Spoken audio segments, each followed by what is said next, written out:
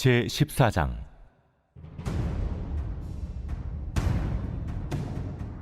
여호와의 날이 이르리라. 그날에 네 재물이 약탈되어 네 가운데에서 나누이리라. 내가 이방 나라들을 모아 예루살렘과 싸우게 하리니 성읍이 함락되며 가옥이 약탈되며 부녀가 욕을 당하며 성읍 백성이 절반이나 사로잡혀 가려니와 남은 백성은 성읍에서 끊어지지 아니하리라. 그때 여호와께서 나가사 그 이방 나라들을 치시되 이왕의 전쟁 날에 싸운 것 같이 하시리라. 그날에 그의 발이 예루살렘 앞 곧 동쪽 감람산에 서실 것이요 감람산은 그 한가운데가 동서로 갈라져 매우 큰 골짜기가 되어서 산 절반은 북으로 절반은 남으로 옮기고 그 산 골짜기는 아셀까지 이를지라. 너희가 그 산 골짜기로 도망하되 유다 왕 우시야 때의 지진을 피하여 도망하던 것 같이 하리라. 나의 하나님 여호와께서 임하실 것이요 모든 거룩한 자들이 주와 함께하리라. 그날에는 빛이 없겠고 광명한 것들이 떠날 것이라. 여호와께서 하시는 한 날이 있으리니 낮도 아니요 밤도 아니라 어두워갈 때에 빛이 있으리로다. 그날에 생수가 예루살렘에서 솟아나서 절반은 동해로 절반은 서해로 흐를 것이라. 여름에도 겨울에도 그러하리라. 여호와께서 천하의 왕이 되시리니 그날에는 여호와께서 홀로 한 분이실 것이요 그의 이름이 홀로 하나이실 것이라. 온 땅이 아라바같이 되되 게바에서 예루살렘 남쪽 림몬까지 이를 것이며 예루살렘이 높이 들려 그 본처에 있으리니 베냐민 문에서부터 천문짜리와 성모퉁이 문까지 또 하나넬 망대에서부터 왕의 포도주 짜는 곳까지라. 사람이 그 가운데에 살며 다시는 저주가 있지 아니하리니 예루살렘이 평안히 서리로다. 예루살렘을 친 모든 백성에게 여호와께서 내리실 재앙은 이러하니 곧 섰을 때 그들의 살이 썩으며 그들의 눈동자가 눈구멍 속에서 썩으며 그들의 혀가 입속에서 썩을 것이요 그날에 여호와께서 그들을 크게 요란하게 하시리니 피차 손으로 붙잡으며 피차 손을 들어 칠 것이며 유다도 예루살렘에서 싸우리니 이때 사방에 있는 이방 나라들의 보화 곧 금, 은과 의복이 심히 많이 모여질 것이요 또 말과 노새와 낙타와 나귀와 그 진에 있는 모든 가축에게 미칠 재앙도 그 재앙과 같으리라. 예루살렘을 치러 왔던 이방 나라들 중에 남은 자가 해마다 올라와서 그 왕 만군의 여호와께 경배하며 초막절을 지킬 것이라.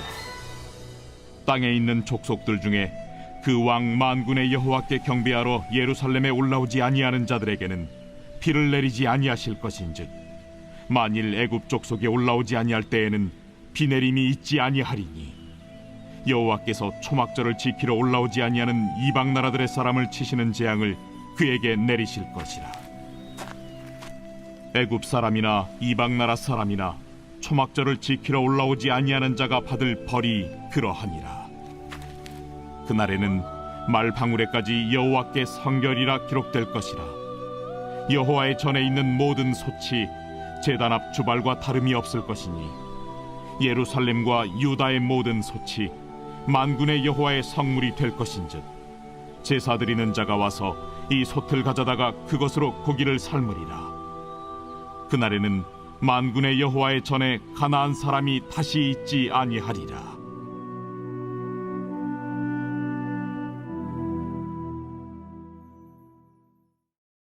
할렐루야. 오늘 하루의 첫 시간도 말씀으로 시작하는 여러분들을 진심으로 축복합니다. 오늘 스가랴서의 마지막 장 14장 말씀의 키워드는 첫 절에서부터 언급되고 있는 여호와의 날입니다.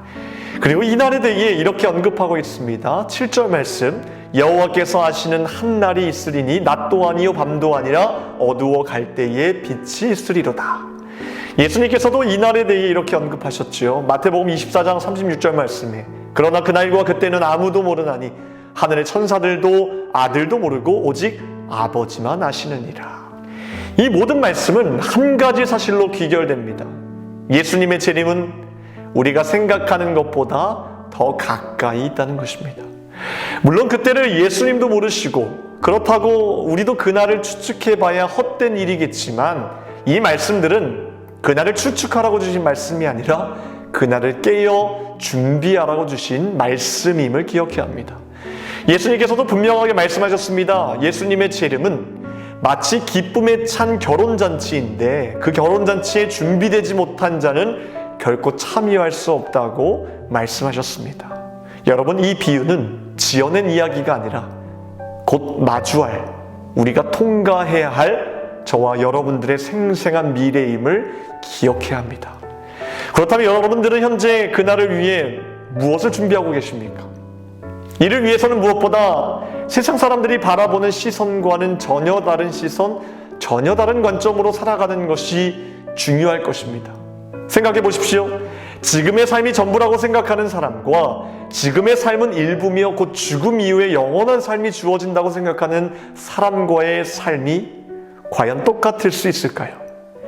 전혀 다른 삶을 살아갈 것이며 또한 세상 것에 그리 목매이지 않고 의지하지 않고 살아갈 것이며 더 나아가 지금의 삶 속에서도 영원한 것을 위해 그 누구보다 열심히 살아갈 것임에 틀림없습니다.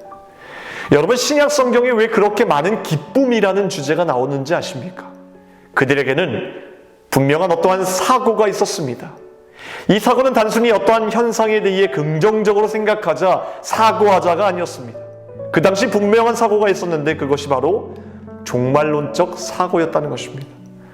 종말론적 사고란 마지막 부활과 다시 사신 그리스도의 궁극적 승리의 관점에서 모든 사건을 바라보는 것입니다. 모든 상황들이 매우 뒤틀려 잘못되고 있는 순간에도 기뻐할 수 있었던 것은 그 길의 끝은 언제나 마지막은 예수 그리스도의 승리가 있다는 것을 믿었기 때문이었습니다. 우리가 즐거워하고 크게 기뻐하여 그에게 영광을 돌리세 어린 양의 혼인기약이 이르렀고 그 아내가 예비하였으니 계시록 19장 7절 말씀입니다.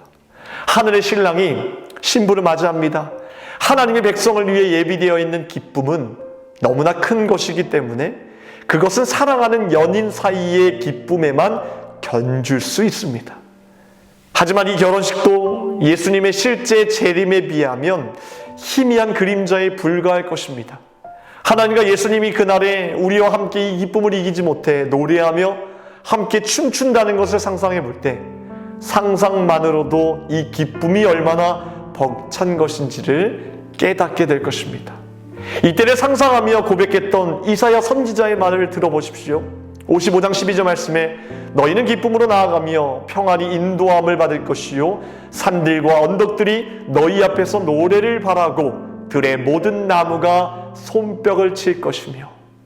사도 요한의 말도 한번 들어보십시오. 요한계시록 21장 3절에서 4절 말씀, 하나님이 그들과 함께 계시리니 그들은 하나님의 백성이 되고 하나님은 친히 그들과 함께 계셔서 모든 눈물을 그 눈에서 닦아주시니 다시는 사망이 없고 애통하는 것이나 곡하는 것이나 아픈 것이 다시 있지 아니하리니. 여러분, 이때를 진정으로 사모하고 기다리는 사람의 현재의 삶은 달라도 다를 것입니다. 세상 사람들이 감히 가질 수 없는 이 종말론적 관점은 사실 제가 생각하기에는 현재를 어떻게 살아갈 것인가라는 더 중요하고 더 근본적인 문제를 다루게 한다고 생각합니다. 하나님, 우리가 이런 관점에서 현재라는 지금의 삶을 하나님이 바라보고 있는 관점으로 바라보기를 그토록 원하신다고 믿습니다. 저는 목회를 하면서 가장 안타까웠던 부분이 무엇이었냐 하면 성도들이 하나님의 자녀로서 살아가면서도 그들의 궁극적인 목표가 단지 죄를 용서받아 천국 가는 것으로 끝나는 것이 가장 안타까웠습니다.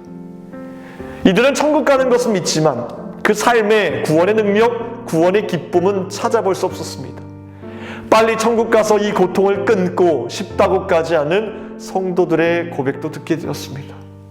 그들의 문제는 천국의 삶을 지금 사는 것으로 바라보지 않기 때문이라 생각합니다. 진짜 구원은, 진짜 제자는 천국의 삶을 지금 사는 것을 목표로 한다고 생각합니다.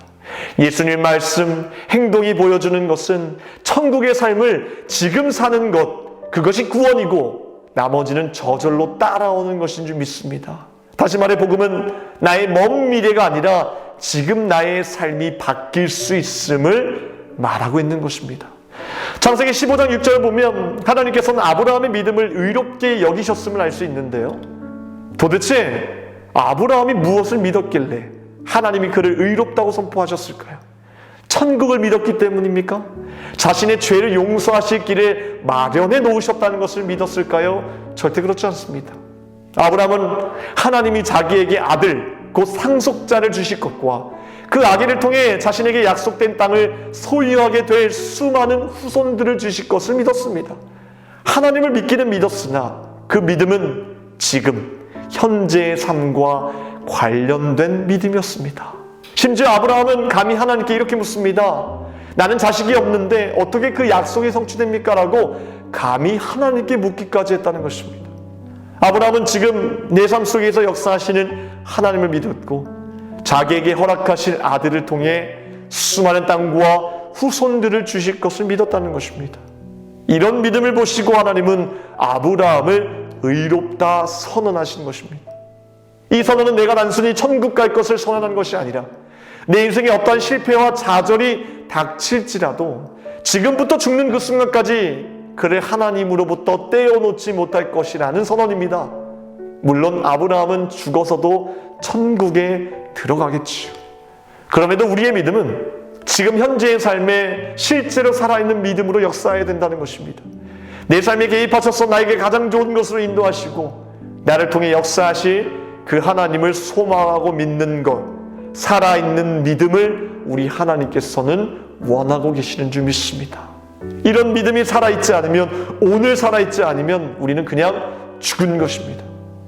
지금 나의 믿음이 내 현재의 삶 속에서 어떠한 변화도 일으키지 못하고 있다면 우리의 믿음을 돌아봐야 합니다. 진짜 믿음은 천국에 대한 소망뿐 아니라 나의 현재와 미래까지도 책임져 주실 것을 믿는 믿음이라는 것을 꼭 기억하시기 바랍니다. 예수님께서 이 땅에 다시 오신다는 사실은 우리가 바꿀 수 없습니다. 하지만 바꿀 수 있는 것이 있습니다. 오늘 하루를 어떤 관점, 어떤 마음으로 살아갈지는 우리 스스로가 바꿀 수 있는 문제라고 생각합니다. 기도하겠습니다. 오늘 목요일 새벽에 함께 기도할 공동기도 제목은 다음 세대와 가정을 위해 기도하겠습니다. 아이들이 예배의 자리를 떠나지 않게 해달라고, 다음 세대가 세상의 죄에 물들지 않고 믿음으로 자라나게 해달라고, 가정의 예배가 회복되고 세워지도록 이를 위해서 기도해 주시길 바랍니다. 기도하겠습니다. 하나님, 다시 오실 우리 예수님의 재림을 기대하고 소망합니다. 기쁨의 참 결혼 잔치에 우리가 신랑으로 오실 예수님을 맞이할 때 이 현재의 기쁨과 감사로 살아갈 수 있도록 도와주시고, 세상이 주지 못하는 기쁨과 만족으로 오늘 하루를, 천국을 오늘 사는 것으로 바라볼 수 있는 살아있는 믿음을 허락하여 주시옵소서. 우리 다음 세대를, 우리 사랑하는 자녀들의 믿음을 위해 기도합니다. 예배의 자리 하나 잃어버리지 않도록 도와주시고, 어느 곳에 있든지 주님을 찬양하고 예배하는 자들로 세워주시며, 악하고 음란한 세대 가운데 그리스도의 분명한 정체성을 가지고 살아갈 수 있도록 주님 인도하여 주시옵소서. 세우신 주의 사자 목사님 영역간의 강건함을 더하여 주시고 건강을 책임져 주시며 선포하신 말씀마다 회복과 치유의 역사를 이루어 주시옵소서. 모든 것 감사드리며 예수 그리스도의 이름으로 기도하옵나이다. 아멘.